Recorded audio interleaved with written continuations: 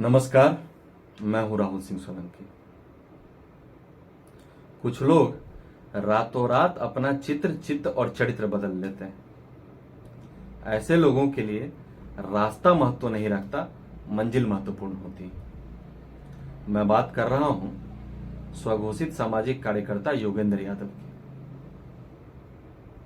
योगेंद्र यादव फिर से एक बार कुछ नया करने की फिराक में, और यही कारण है कि अब वो किसानों की राजनीति से दूर कुछ नया ट्राई करने की कोशिश करते नजर आ रहे हैं।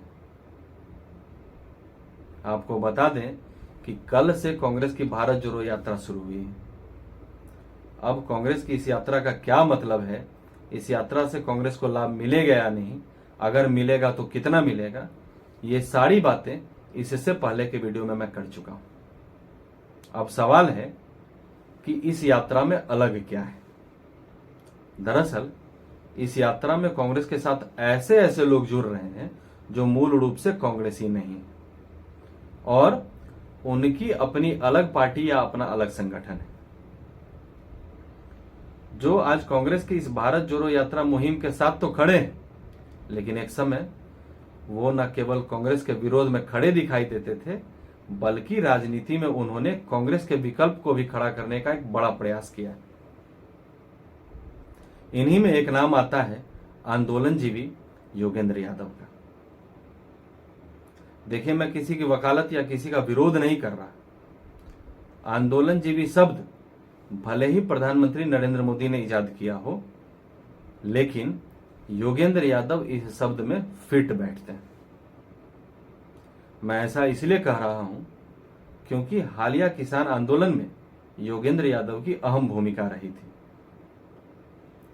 और उत्तर प्रदेश के चुनाव खत्म हो जाने के बाद उन्होंने सरेआम यह कहा था कि किसान आंदोलन के माध्यम से वो उत्तर प्रदेश में अखिलेश यादव की पार्टी को मजबूती देने का प्रयास कर रहे थे। अब जब आंदोलन समाप्त हो गया तो ऐसे में वो आजकल बेरोजगार चल रहे थे, और अपनी राजनीति को चमकाने के लिए, चर्चा में बने रहने के लिए उनके पास कोई नया विषय या कोई नया मंच नहीं बचा था। तो उन्होंने संयुक्त किसान मोर्चा की समन्वय समिति से इस्तीफा दे दिया। अब वो 2024 लोकसभा चुनाव में भाजपा विरोधी दलों को एक करने का प्रयास करेंगे, और इसकी शुरुआत उन्होंने राहुल गांधी की भारत जोड़ो यात्रा से की है। इसके लिए वो कांग्रेस नेता राहुल गांधी के साथ कंधे से कंधा मिलाकर खड़े हो गए और उनकी भारत जोड़ो यात्रा से जुड़ चुके हैं। योगेंद्र यादव के साथ उनकी पार्टी स्वराज इंडिया के प्रशांत भूषण और आनंद कुमार भी इस यात्रा से जुड़ चुके हैं। तो आप योगेंद्र यादव की राजनीतिक स्थिरता को इस बात से समझने का प्रयास कीजिए कि एक समय ये अरविंद केजरीवाल के साथ मिलकर कांग्रेस के भ्रष्टाचार के खिलाफ अभियान छेड़ा था, और आज ये उसी कांग्रेस के साथ मिलकर भाजपा की नीतियों का विरोध करने चले हैं। अब वो कह रहे हैं कि कांग्रेस को अपने गौरवमय इतिहास के साथ न्याय करना चाहिए। तो फिर कोई योगेंद्र यादव से पूछे कि अगर कांग्रेस का इतिहास गौरवमयी था तो आप उस समय कांग्रेस का विरोध क्यों कर रहे थे। योगेंद्र यादव जैसे लोग राजनीतिक महत्वाकांक्षा में कब अपने ही सिद्धांतों के साथ समझौता कर लेते हैं, ये उन्हें खुद पता नहीं होता। देखिए, राजनीति में विरोध करना और जनता और लोगों की भलाई के लिए जनता के साथ आंदोलन करना अपनी बात को दुनिया के सामने लाने का और सरकार से मनवाने का एक सटीक तरीका है, और यह लोकतंत्र के लिए अच्छा है कि विरोध के लिए लोग सड़कों पर शांतिपूर्ण आंदोलन करें। लेकिन जब आपका कोई स्टैंड नहीं रह जाता, आपकी कोई विचारधारा नहीं रह जाती, आप अपने स्वार्थ और महत्वाकांक्षाओं में अपने सिद्धांतों से समझौता कर लेते हैं, कल तक आप जिसे कोस रहे थे आप उसकी चरण वंदना करने लगते हैं, तब आपकी गिनती आंदोलन जीवियों में होने लगती। और आज योगेंद्र यादव के साथ भी ऐसा ही हो रहा है। आपको याद होगा, Yogendra Yadav India against corruption आंदोलन से जुड़े, फिर उन्होंने नागरिकता संशोधन कानून विरोधी आंदोलन से अपनी राजनीति चमकाने की कोशिश की। अपने आप को किसान नेता और राजनीतिक विश्लेषक मानने वाले योगेंद्र यादव ने कृषि कानून विरोधी आंदोलन से अपने राजनीतिक हितों को साधने का प्रयास किया। जैसा कि मैं पहले बता चुका हूं कि उस आंदोलन से इनका मुख्य लक्ष्य उत्तर प्रदेश में भाजपा को कमजोर करना और अखिलेश यादव की सरकार बनवानी थी।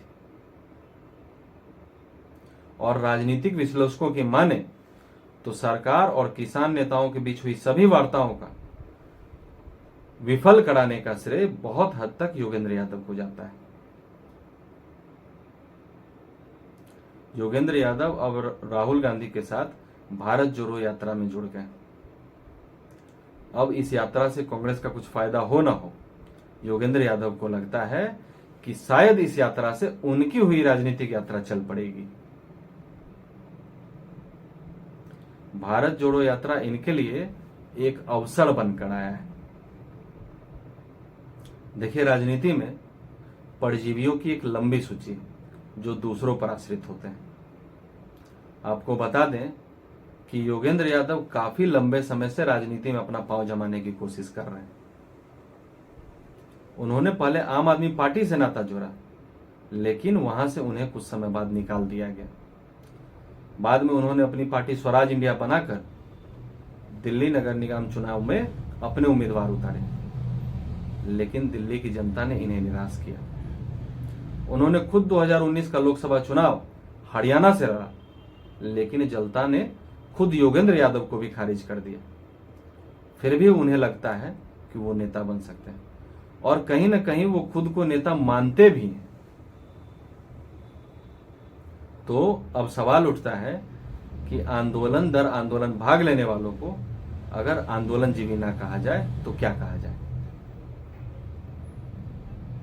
अब भारत जोड़ो यात्रा को लेकर वह कर रहे हैं कि राजनीतिक दलों और जन आंदोलन की ऊर्जा को जोड़ने की जरूरत है और अगले 2 साल तक वो जन आंदोलन की ऊर्जा और राजनीतिक दलों को जोड़ने का काम करेंगे। अब इन्हें कोई समझाए कि अन्ना आंदोलन को उदाहरण बनाकर आप जो आंदोलन खेल रहे हैं उसमें अब जनता को खींचने की ताकत नहीं बची। अन्ना के आंदोलन की असली ताकत जनता थी। उस समय देश का बड़ा युवा वर्ग, महिलाएं, बुजुर्ग और यहां तक कि सरकारी कर्मचारी अन्ना आंदोलन के समर्थन में स्वतः खड़े दिखाई देते थे। वो राजनीति के खिलाफ एक गैर राजनीतिक आंदोलन था।